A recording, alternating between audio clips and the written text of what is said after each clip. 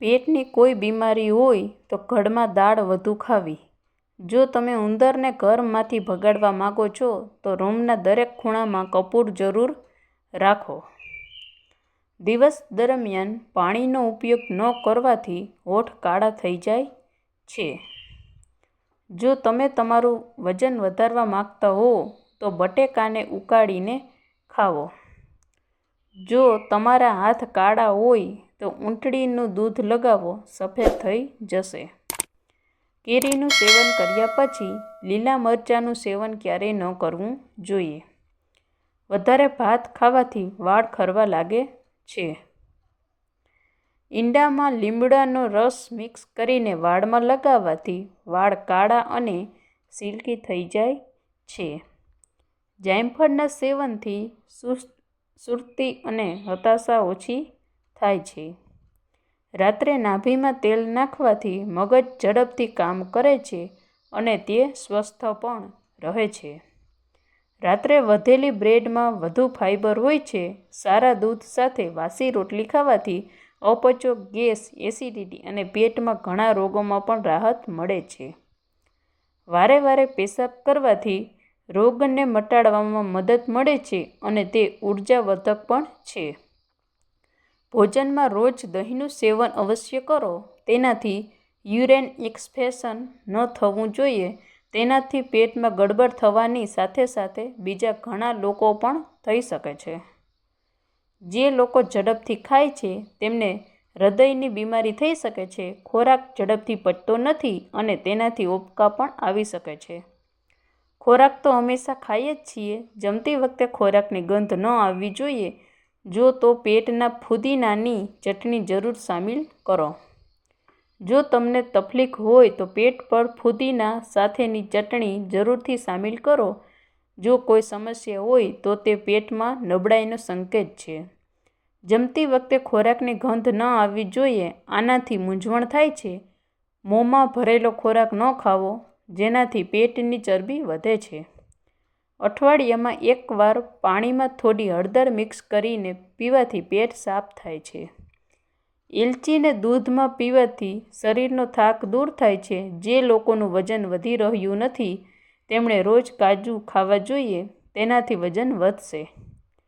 જો તમને મસાલેદાર ખોરાક ખાધા પછી પેટમાં થતી બળતરામાં રાહત મળે છે, પેટમાં દુખાવો કે બળતરા થવાના પર ફુદીનાનું સેવન ફાયદાકારક છે. આ માટે તમે પાણીમાં ફુદીનાને મિક્સ કરીને તેનું સેવન કરો છો અને તમે દિવસમાં 1-2 વાર તેનું સેવન કરી શકો છો. જે લોકો વધુ ખાંડવાળી ચા પીવે છે તો એ ઝડપથી જાડાપણાનો શિકાર બની જાય છે.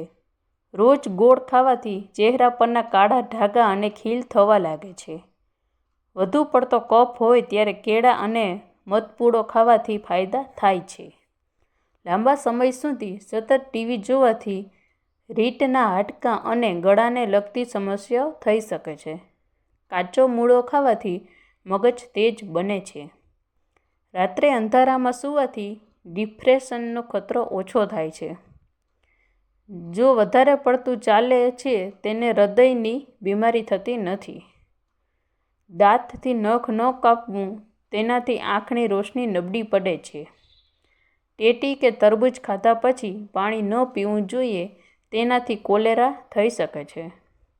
રોજ થોડા જીરું ખાવાથી કિડની સાફ થાય છે. આદુનું પાણી પીવાથી શરીરમાં જમા થયેલું લોહી ફરવા લાગે છે. વધુ પડતી ચા પીવાથી વારે વારે પેશાબ થાય છે. જો તમારા પગની એડીમાં તિરાડ પડી ગઈ હોય તો સરસવના તેલમાં થોડી હળદર ભેળવીને લગાવવાથી એડી ઠીક થઈ જશે. ગોળ સાથે ભાત ખાવાથી કફ અને ગળામાં ખરાશા જેવી સમસ્યા ક્યારેય થતી નથી. તુલસીના પાન ખાવાથી પેશાબ કરતી વખતે થતી બળતરામાં રાહત મળે છે. ચા પીતા પહેલા તરત જ ઠંડુ પાણી ન પીવું જોઈએ. તેનાથી માથું ગરમ થઈ જાય છે. ધાણાનો રસ લગાવવાથી માથાની તાલ પર વાળ ઉગવા લાગે છે. હૃદયને સ્વસ્થ રાખવા માટે ગ્રીન ટીનો ઉપયોગ ફાયદાકારક છે. સ્ત્રીઓએ પ્રેગ્નન્સી દરમિયાન કેળા જરૂરી ખાવા, આથી બાળકના હાડકાં મજબૂત થાય છે. ઘરમાં લાકડાના ફર્નિચરને સાફ કરવા માટે ખારા પાણીનો ઉપયોગ કરો. ડુંગળીના થોડા ટુકડા કાપીને રૂમમાં રાખવાથી શરદી નાકમાં અટકતી નથી.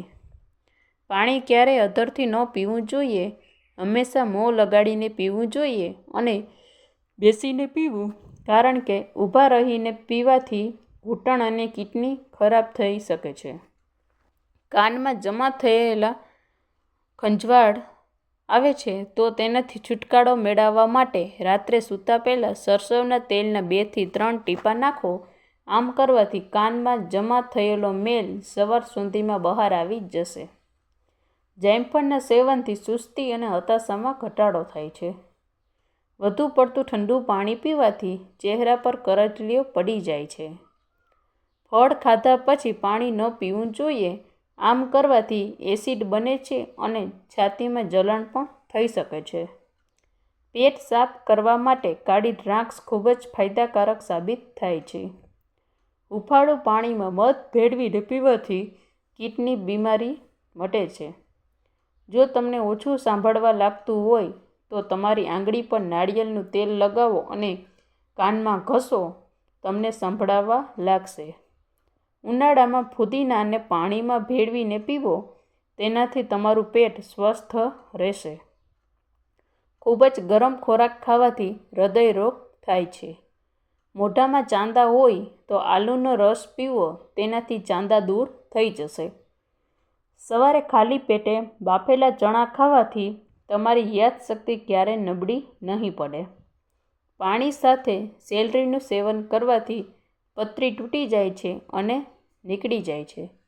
જો તમે તમારા ચહેરાને સ્વસ્થ રાખવા માંગતા હોવ તો ભાત ખાતા પહેલાં 2 ગ્લાસ પાણી પીવો. લસણની ચા પીવાથી ચહેરા પરથી કરચલીઓ ગાયબ થઈ જાય છે. ગળાના દુખાવામાં રાહત માટે 2 થી 3 તુલસીના પાનને પાણીમાં ઉકાળો અને તેનાથી ગુગળ કરો. થોડી જ વારમાં દુખાવામાં આરામ મળશે. શિયાળામાં બાળકોને સવારે તુલસીના પાનનું પાણી પીવડાવો. સૂર્યમુખીના તેલની માલિશથી પગમાં દુખાવો થતો નથી. ગાજરના જ્યુસમાં મધ અને મીઠું મેળવી પીવાથી આંખની રોશની વધે છે. મસૂરની દાળ ખાવાથી શરીરમાં લોહીની ઉપણ દૂર થાય છે. લસણના રસમાં મીઠું ભેળવીને પીવાથી પેટનો દુખાવો મટે છે. જો તમે તમારા હૃદયને મજબૂત કરવા માંગો છો તો દરરોજ સફરજન ખાવો. ચાલતા પહેલાં થોડું હુંફાળું પાણી પીવો. તમે ક્યારેય નબળાઈ અનુભવતા નથી. લીંબુની છાલ પર સાકર ભેળવીને હોઠ પર ઘસવાથી હોઠની કડાશા દૂર થાય છે. કાચું દૂધ પીવાથી ચહેરા પર ચમક આવે છે. ગાજરના સેવનથી ચહેરા પરની કરચલીઓ દૂર થાય છે.